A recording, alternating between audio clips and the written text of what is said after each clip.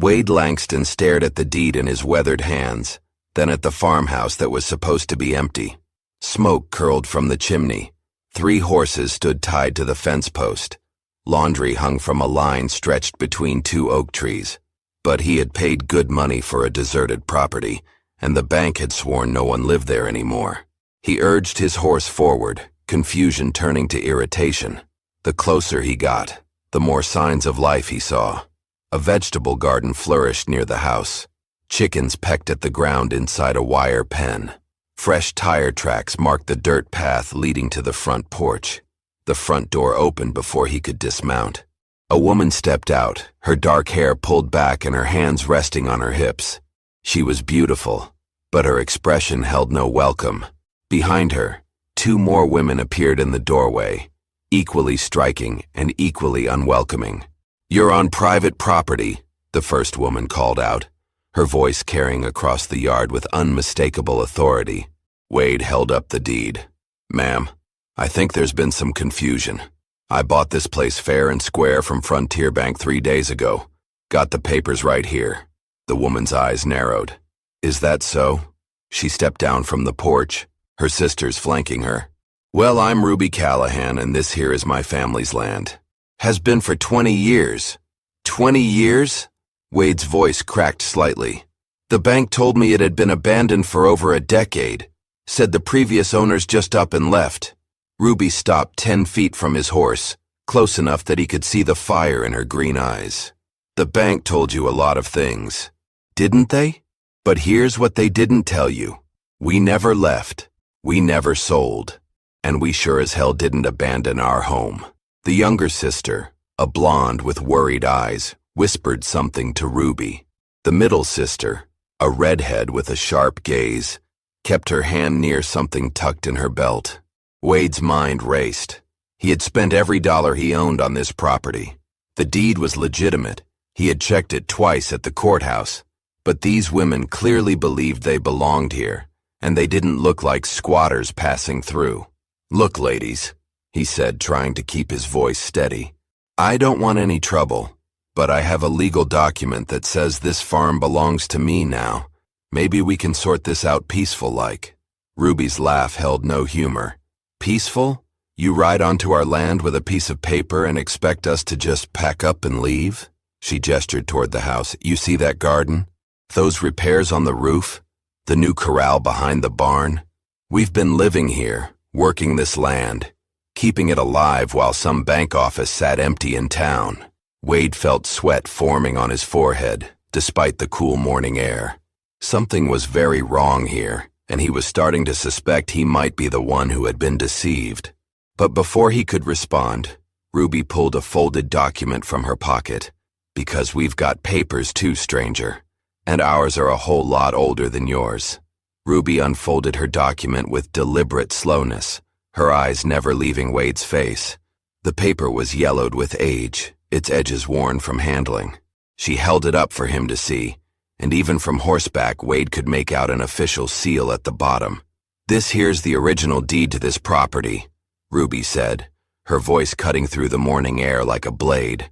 "Signed over to our father, Thomas Callahan, in 1851. That makes it 24 years old.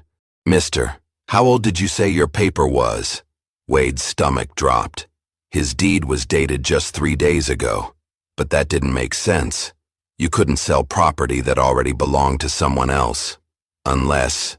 His thoughts raced to the bank manager's nervous fidgeting, the way the man had rushed through the paperwork. "Insisting on cash payment only. That's impossible," Wade said, but his voice lacked conviction. "Frontier Bank wouldn't sell me stolen property. They're a legitimate business." The middle sister stepped forward, her red hair catching the sunlight. "Legitimate?" She laughed bitterly.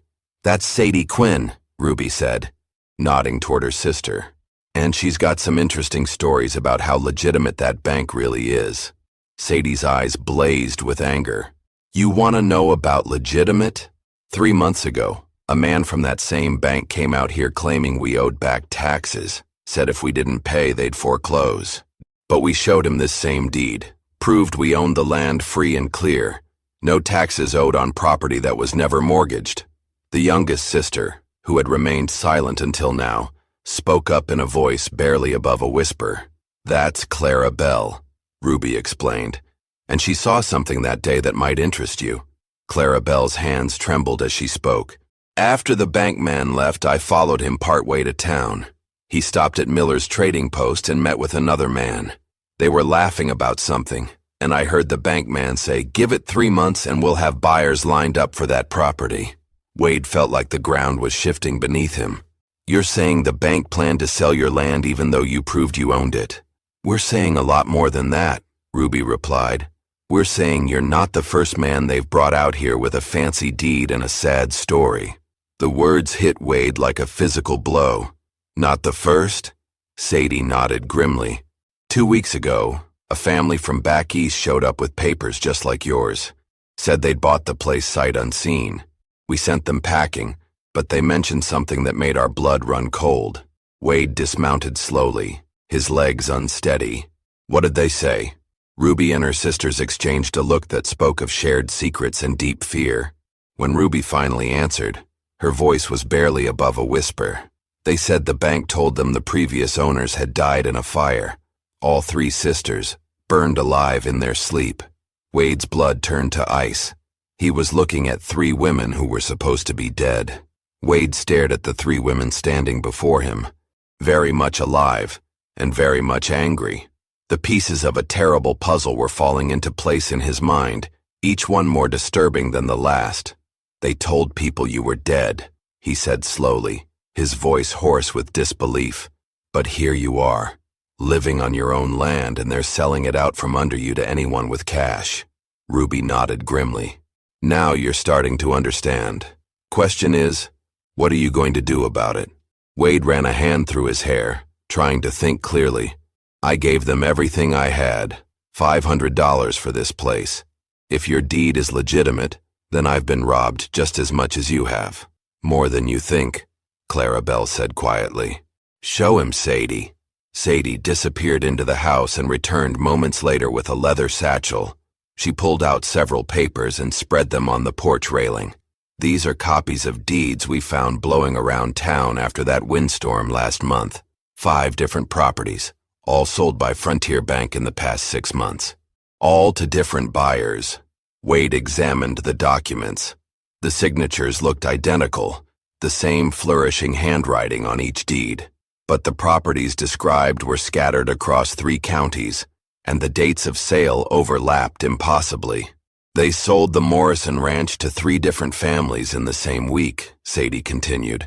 "The old Henderson place has been sold 5 times since spring. Same pattern everywhere. Cash only, no inspections, buyers encouraged to take possession immediately. It's a confident scheme," Wade realized, his anger building. "They're taking money from people like me while stealing land from people like you. When the buyers show up and find the properties occupied, what happens?" Ruby's expression darkened. "Most folks turn around and leave rather than fight. They figure they got swindled and chalk it up to bad luck. The bank keeps their money, keeps the land, and starts the cycle over again. But some buyers don't give up so easy," Clara Bell added. "Some try to force us out. That's when things get dangerous." Wade felt sick. "How many people have they done this to?" "More than you'd think," Sadie replied. "And it's getting worse. The bank's gotten bold lately, selling the same properties over and over. They're making a fortune off of lies and forged papers." A cloud of dust on the horizon caught Wade's attention. A rider was approaching fast, and something about the urgency of his pace made Wade's stomach clench. "Expecting company?" he asked. Ruby followed his gaze, and her face went pale. "That's Jed Collins. Rides for the bank. He only comes out here when there's trouble brewing." The rider was close enough now that they could see his face, grim and determined. He pulled up hard in front of the house, his horse lathered with sweat. "Miss Callahan," Jed called out, not bothering to dismount. "Bank manager needs to see you in town, today. Says it's about your property taxes." Ruby's hands clenched into fists. "We don't owe any taxes." Jed's smile was cold and predatory. "Bank says different. Says you got till sundown to pay up or you forfeit the land." Wade realized this was no coincidence. The bank knew he was here. Wade stepped protectively between Jed and the sisters, his hand instinctively moving toward his gun belt. Something about the timing of this visit felt like a trap being sprung. "Funny thing about that," Wade said, his voice steady despite the tension coiling in his chest. "I just bought this property from your bank 3 days ago.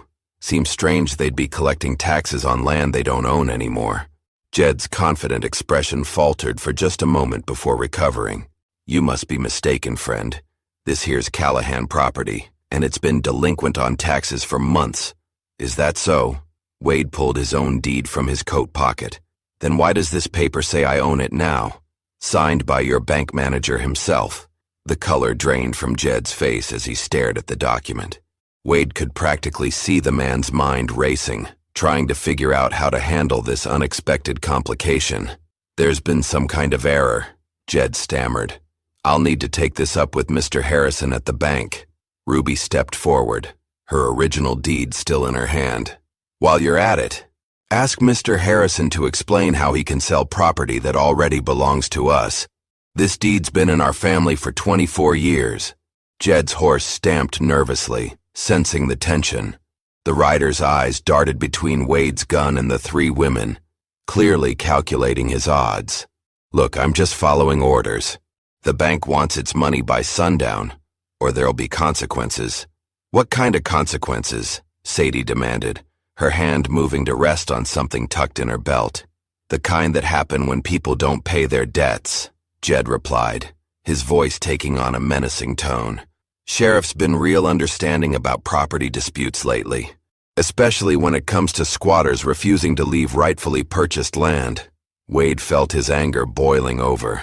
"Squatters? These women have been living here for 20 years, and I've got papers saying I bought this place fair and square. Seems to me your bank's been playing fast and loose with the truth." Jed's hand moved toward his gun, but Wade was faster, not drawing, just shifting his stance in a way that made his intentions clear. The message was received. "I'd think real careful about your next move," Wade said quietly, "because right now, you're outnumbered 4-1, and we've all got legitimate grievances against your employer." Clara Bell spoke up unexpectedly, her soft voice cutting through the tension. "Jed, you've known us since we were children. You really think we'd squat on someone else's land?" For a moment, uncertainty flickered across Jed's features, but it was quickly replaced by something harder, more desperate. "I got my orders," he said finally. "And if you don't have that tax money by sundown, the sheriff's coming out here with papers to clear you off this property. All of you." He wheeled his horse around and spurred it toward town, leaving a cloud of dust and unspoken threats hanging in the air. Wade watched him disappear over the ridge, his mind already working on their next move. "How much are they claiming you owe?" Ruby's answer made his blood run cold. $200. By tonight. $200. Wade stared at the horizon where Jed had disappeared, his mind racing through possibilities. That was nearly half of what he had paid for the property, money he no longer possessed. "We don't have that kind of cash," Ruby said flatly, reading his thoughts.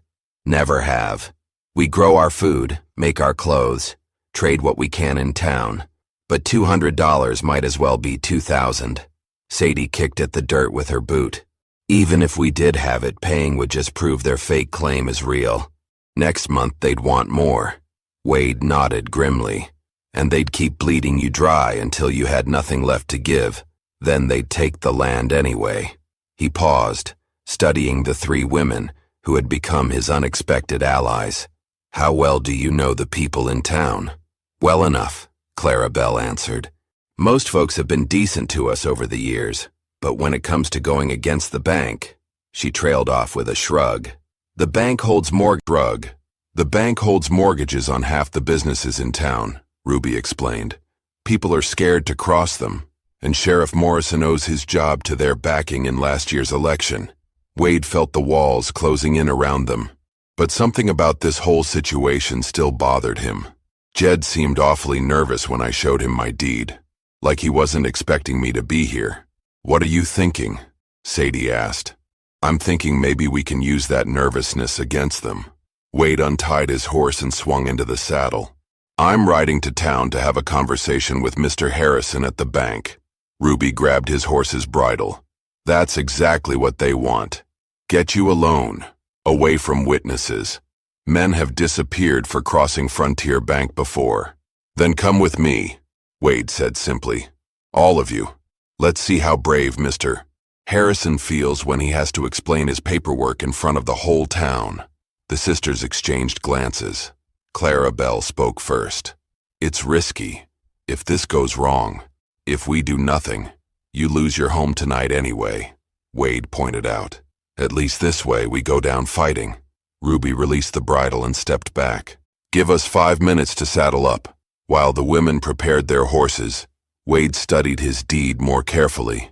Something about the ink looked fresh, too fresh, and the paper, while aged-looking, felt wrong somehow, like it had been artificially weathered. Sadie emerged from the barn leading a spirited chestnut mare. You found something. Maybe. Wade held up the document to the light.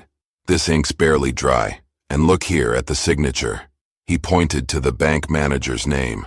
The ink's a different shade than the rest of the document. Clara Bell mounted her horse gracefully.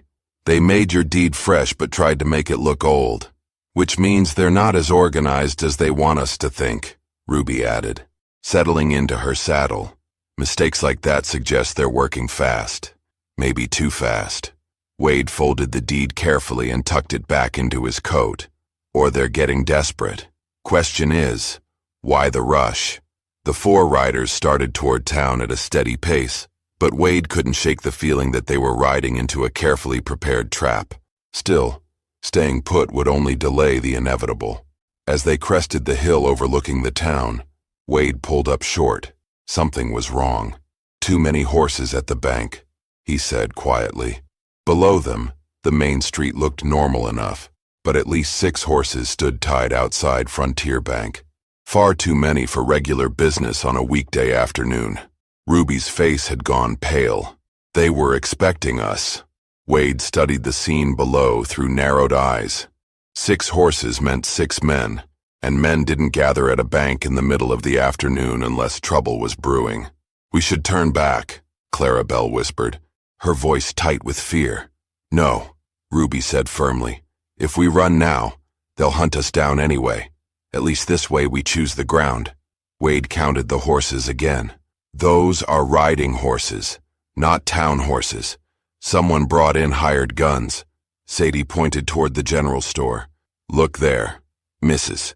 Patterson's closing up shop early. And see how empty the street is? Word's gotten around that something's about to happen. They were right. The main street, which should have been busy with afternoon trade, was nearly deserted. Shopkeepers had pulled their shutters closed, and the few people visible were hurrying along with their heads down, avoiding eye contact. They're clearing the area, Wade realized. This isn't just about collecting taxes. They want us gone, permanently. As they watched, a familiar figure emerged from the bank. Sheriff Morrison, his badge glinting in the afternoon sun. But he wasn't alone. 3 men followed him out, their hands resting casually on their gun belts. Professional gunfighters, Wade realized with a chill. The sheriff's in their pocket, Ruby said bitterly. Just like we thought. One of the gunfighters pointed up the hill toward their position. Wade cursed under his breath. They'd been spotted. Time to go, he said, but Ruby grabbed his arm. Wait, look who else is coming out. A tall man in an expensive suit stepped onto the bank's porch. Even from a distance, Wade could see the man's air of authority, the way the others deferred to him. That's not Harrison, Sadie said. I've never seen him before. Clara Bell's face had gone white. I have. That's the man I saw meeting with the bank agent 3 months ago. The one who was laughing about selling our property. Wade felt pieces clicking together in his mind. This operation's bigger than just one small-town bank. They've got backing from somewhere else. The stranger in the suit was gesturing toward the hill, giving orders to the sheriff and his hired guns. Whatever he was saying, it made the men spread out, taking positions that would block all the main routes out of town. They're not planning to arrest us, Wade said grimly. They're planning to corner us. Ruby's hand moved to her rifle. Then we don't give them the chance. But as they turned to retreat, Wade spotted movement on the ridge behind them. 2 more riders were approaching from the north, cutting off their escape route. The trap was closing from both sides. We're surrounded, Clarabelle said, her voice barely audible. Wade quickly surveyed their options. To the east lay rough country, too dangerous for horses in daylight. To the west, open ground that would leave them exposed. Their only real choice was straight ahead, through town, past the very people trying to kill them. There's another way, Ruby said suddenly, following his gaze. The old mining trail behind the church. It's narrow, but it leads to the canyon. If we can reach it. A gunshot cracked across the valley, echoing off the hills. One of the riders behind them was signaling the men in town. Wade's decision was made. We ride hard, straight through the main street. Stay low, stay together, and don't stop for anything. But as they spurred their horses forward, Wade realized they weren't just riding into a gunfight. They were riding into an execution. Wade spurred his horse forward, the other 3 riders close behind him. They thundered down the hill toward the main street, hooves pounding against the hard-packed earth. The men outside the bank scrambled for position, but Wade had counted on their surprise at such a direct assault. "Stay right behind me," he shouted over his shoulder as they hit the edge of town.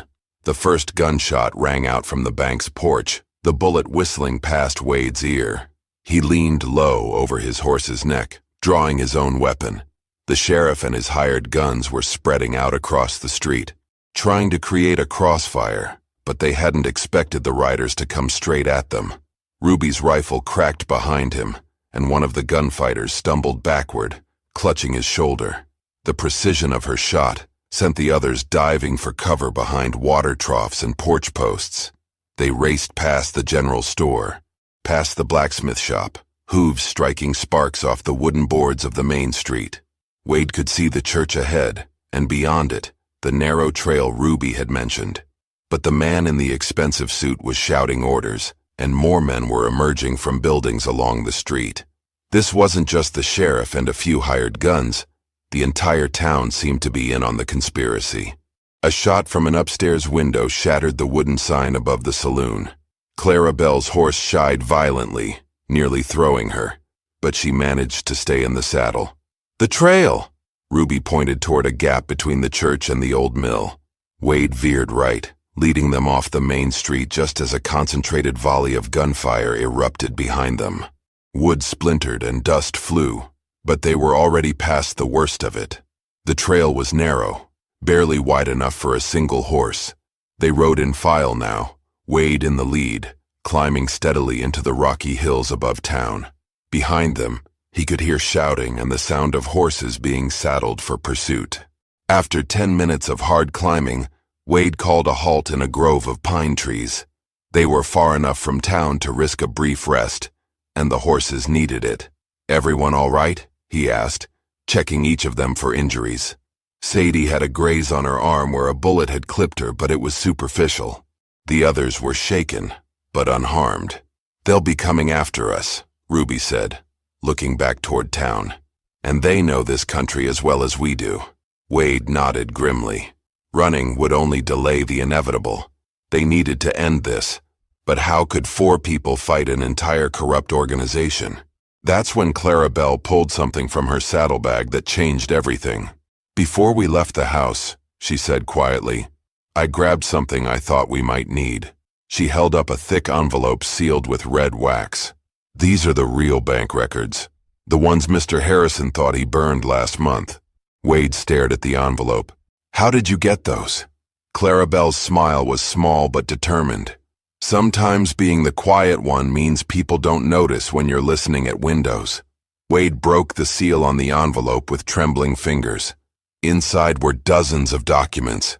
Real deeds, forged deeds, correspondence between the bank and mysterious investors from back east, and most damning of all, a ledger showing payments to Sheriff Morrison and several other town officials.